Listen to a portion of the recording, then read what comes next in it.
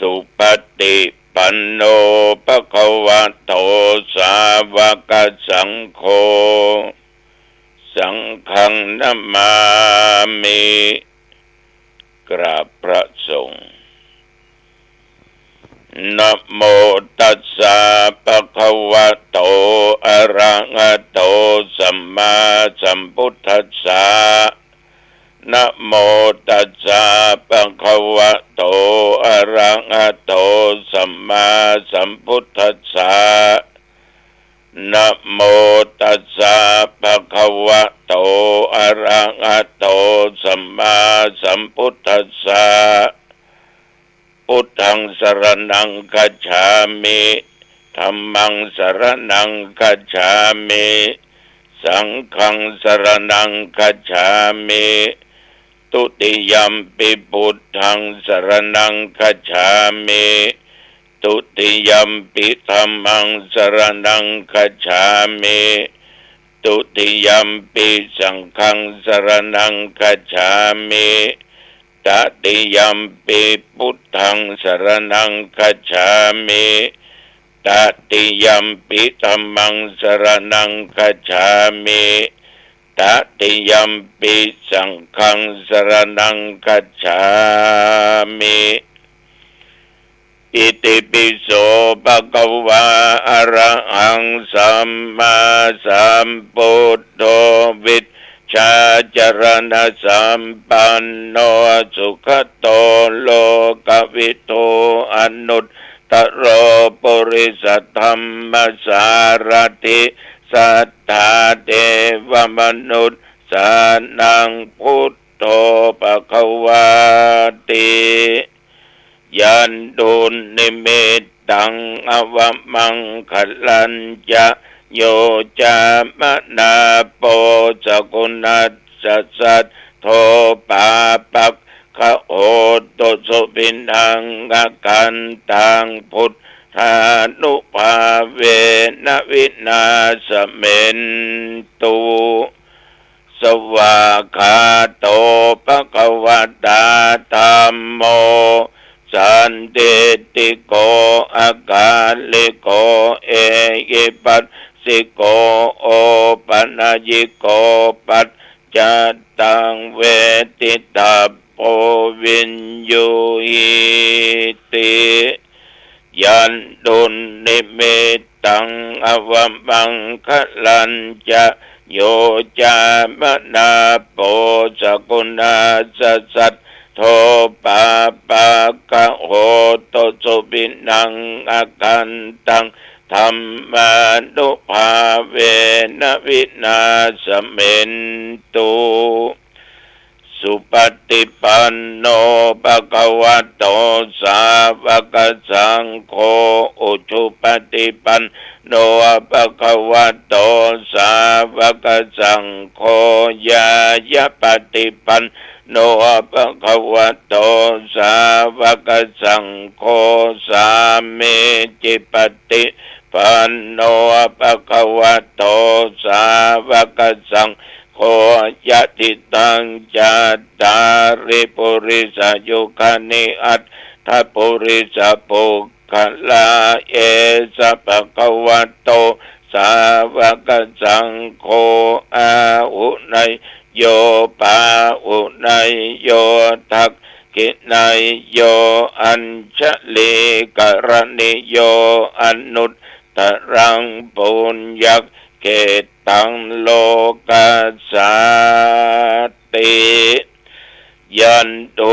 นิมิตตังอวมังคลัญจะโยจัมนาโปสกุณาสัทโทปาปักขโหตุสุปินังอาการตังสังขานุภาเวนะวินาสเมนตุวิปัสสิสานามาโตจักขุมันตัสสะสิริมาโตสิกิสปินามาโตนัสสะปะพุทธานุคัมปิโน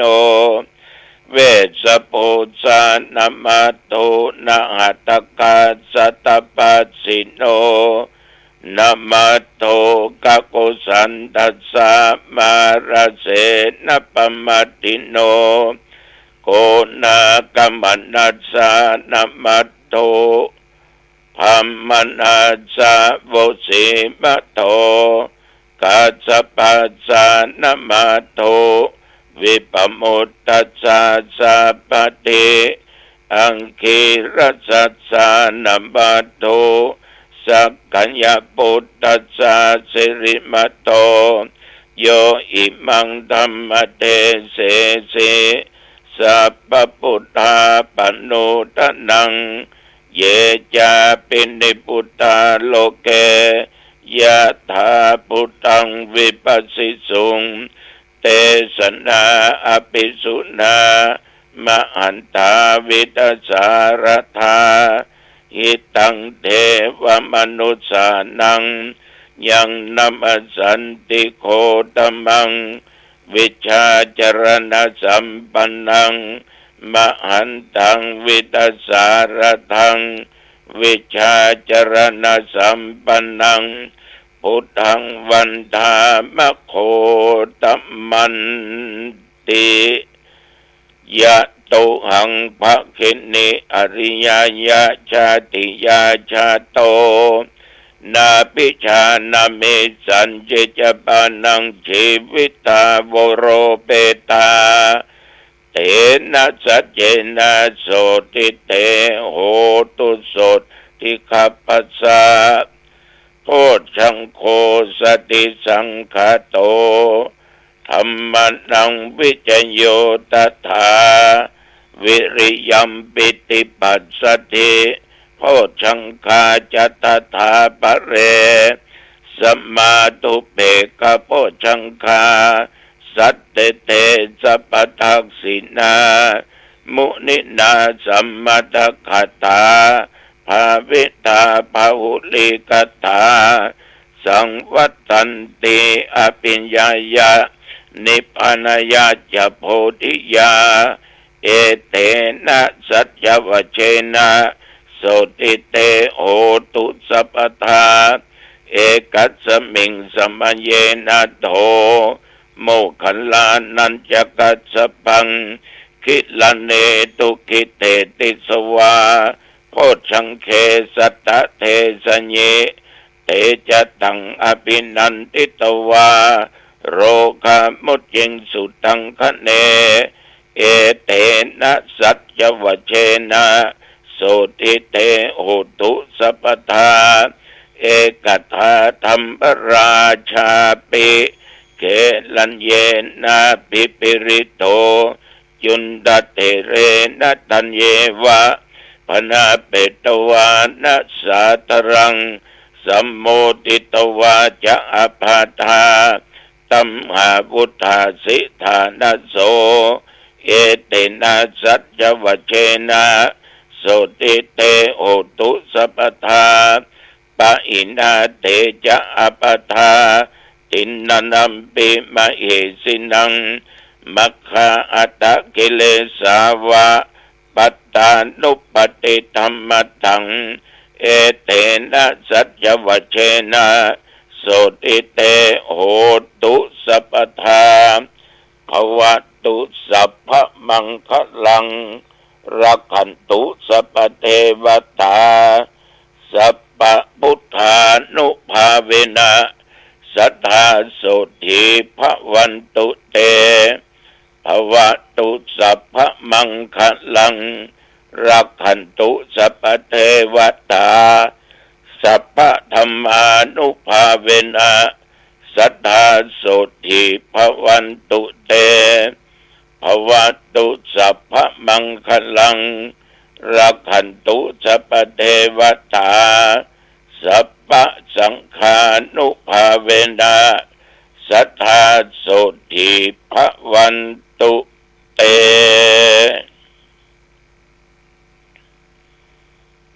โดยบทพุทธานุภาพธรรมานุภาพสังฆานุภาพบทตั้งใจสาธยายมนต์อันศักดิ์สิทธิ์นี้ และด้วยจิตอันเป็นสมาธิอัตมภาพขอถวายพระพรชัยมงคลแด่สมเด็จพระเจ้าลูกเธอเจ้าฟ้าพัชรกิติยภาของพระองค์ท่านได้ทรงหายจากอาการพระประชวรมีสุขภาพพลามัยอันแข็งแรงดุจดั้งเดิมขอพระองค์มีพระชนมายุยิ่งยืนนานได้120 พระพรรษายิ่งขึ้นไปขอถวายพระพรกรมอุตุได้บอกตักเตือนแล้วประเดี๋ยวนี้ฝนตกอำเภอต่างอำเภอเนี่ยหลายที่ในจังหวัดอุบลจังหวัดเชียงใหม่สำหรับที่หนองตองนั้นก็มีลงน้อยๆมิดมัดหายแฉบหายซอยไปทางใดบ่ฮู้ อุณหภูมิตะวันนี่เอา37-38 องศาปัจจุบันประเดี๋ยวนี้ก็18 องศาญาติโยมท่านพุทธศาสนิกชนท่านผู้ฟังตะวันกินข้าวงายแล้วก็มีธุระไปเยี่ยมญาติณที่โรงพยาบาลนครพิงค์เชียงใหม่คนเฮานี่ก็แปลกเนาะกันแล้วเดือนก่อน2 เดือนก่อนตระกูลอุปสารเป็นตระกูลอัตมภาพน้องก็เป็นนั่นเป็นนี่เกี่ยวกับตาก็ยาก็หายไปหลานเพิ่นก็รถมาโจรโค่นรถแล้วแลกแต่หลานไม่เป็นไรแต่คนชนมารับผิดชอบมาเดือนนี้ญาติพี่น้องลูกพี่ลูกน้องกันก็ก็เข้าห้องยาหมอจะต้องผ่าตัดเส้นเลือดตีบหลานก็ซ้ำเอารถไปแสลบต้องผ่าตัดบัดนี้ก็ปกติดีเนี่ยญาติโยมชีวิตคนเฮานี่แต่มันจะเจ็บมันจะป่วยมันจะเกิดอย่างขึ้นนั้นเฮาก็บ่ทันได้ระมัดระวังเฮาก็บ่ทันที่จะรู้ตัวว่าเฮาเป็นอะไรหยังอุบัติเหตุเกิดกันบ่อยนะก็สาเหตุก็มีหลายอย่างแต่ที่สำคัญคือความประมาทขาดสติถ้าเขามามีสติตั้งความประมาทก็มาโจรรถเฮาถ้าเอาขาดสติตั้งความประมาทก็ไปโจรรถเปิ้นสตินี่ตัวสำคัญถ้าคนยุคปัจจุบันนี่แม่เป็นเจ้าจะบิดรถปัดถ้าเอาขี่รถไปตามถนนเพราะมันแซงปิ้วเอานึกว่าไปไกลเหอะบ่ถึงกิโลถึง100 เมตรแล้วเข้ากองละเลี้ยวเข้าบ้านเลี้ยวเข้าร้านละเนี่ยชั่ววินาทีนั้นญาติโยมถ้ามันเกิดอุบัติเหตุมันก็บ่คุ้มค่าใดๆทั้งสิ้นฉะนั้นศรัทธาสาธุชนตะว่าก็ไปเยี่ยมไปใจเอี่ยวญาติต่อจากนั้นก็ออกจากโรงพยาบาลมาวิ่งไปด้วยสเก็ตก็ไปฉันเพลที่บ้านโยมน้องที่บ้านเมกะอำเภอดอยสะเก็ดฉันเป็นเรียบร้อยก็มาดูโต๊ะหมู่บูชาที่ร้านมันลิกาบ่อสร้างสังกำแพงก็ไปซื้อโต๊ะหมู่3 ชุดเพื่อจะเอามาทานในงานปล่อยหลวงวันที่20 เมษายนพุทธศักราช2568 3 ชุดชุดละ 18,000 ของบุญก็มีญาติมีโยมรับก็ดีใจเร็วไปแลมาก็ได้เก้าอี้สัก2 ตัวแต่มันมีละวิตามินงอมันหมดก็ไปจะมาส่งสักวัน2 วัน3 วันเนี่ยแล้วแต่เปิ้น จากนั้นอาตมาภาพก็ไปแวะวัดสันปะหกฟ้าจะมาปะตุดวงสกรรมโทรไปบอกมาลุนเรื่องงานประหลวงแล้วก็ยังได้วิ่งมาตามทางมาถึงเบอร์สารปีแวะเขาวัดบกฮกหลวงบกฮกเหนือนะพระท่านพระครูรองเจ้าณเบอร์สารปีก็ไปนั่งนั่งจากันหลายอย่างแล้วก็จึงกลับไปวัดหนองตองได้สักคำก็ได้ออกไปที่นอกไปดูเขาทำการทำงานเตรียมงานปล่อยหลวงวันที่20 เมษายนพุทธศักราช2568พอดีย้ายแอไป3,000 กว่ากองบุญพี่น้องญาติโยมทุกอย่างมันไม่แน่ไม่นอนมีการเปลี่ยนแปลงอยู่ตลอดเวลาแต่ต้องเปลี่ยนแปลงในทางที่ดีนะไม่ได้เปลี่ยนแปลงในทางที่ไม่ดีในทางที่เป็นบาปเป็นกรรมเอาทำความชั่วเปลี่ยนมารักษาศีล 5เปลี่ยนมาประพฤติปฏิบัติตามหลักธรรมในทางพุทธศาสนาละความชั่วทำความดีแล้วก็ทำดียิ่งขึ้นไปโดยริยะด้วยความมุมานะบากบั่นภาคเพียรของตัวเองฉะนั้นญาติโยมก็ออกไปดูเขาก็พอมืดพอค่ำเนอะพอจะ1 ทุ่มแล้วนะก็เสร็จเดินมากลับมาอาบน้ำส่งน้ำเรียบร้อยก็ออกไปแสดงธรรมะที่วัดศรีลังกาต้นโจกบักไก่ประมาณกิโลก็ถึงกันคนที่ตายนั้นเป็นคนอารมณ์ดีนิสัยดีแล้วก็เป็นคนบัถือเนื้อบัถือตัวเป็นคนผงผางอย่างด้วยความจริงใจใครหัวคะเป็นก็มีอายุได้85 ปีประก็จากไปลูกเต้าหลานเหลนนิมนต์ไปแสดงธรรมก็ต้องขออนุโมทนาต่อลูกต่อเต้าญาติพี่น้องศรัทธาที่ตั้งอกตั้งใจฟังพระธรรมเทศนาในคืนที่ผ่านมานี้เสร็จก็กลับไปวัดมาจนถึงปัจจุบันนี้ญาติโยมท่านผู้ฟังทั้งหลายคนเฮานี่ถ้าอยากจะมีสตางค์ก็ต้องยักฐานยักงานเขาจึงจะพบจะปะว่านี่เราแหล่งสตางค์แหล่งเงินแหล่งทองแหล่งสิ่งของถ้าเป็นละเอียดละอ่อนอยากจะเรียนมันจบอันนี้ก็ต้องมันต้องขยันมันทำมันเอียนต่อการศึกษามันถึงจบอยากจะสมรักอยากจะมีความรักเหมือนกับเปิ้ลอันนี้ก็ต้องฝักใฝ่เอาไปมาหาสู่อยู่ตลอดเวลา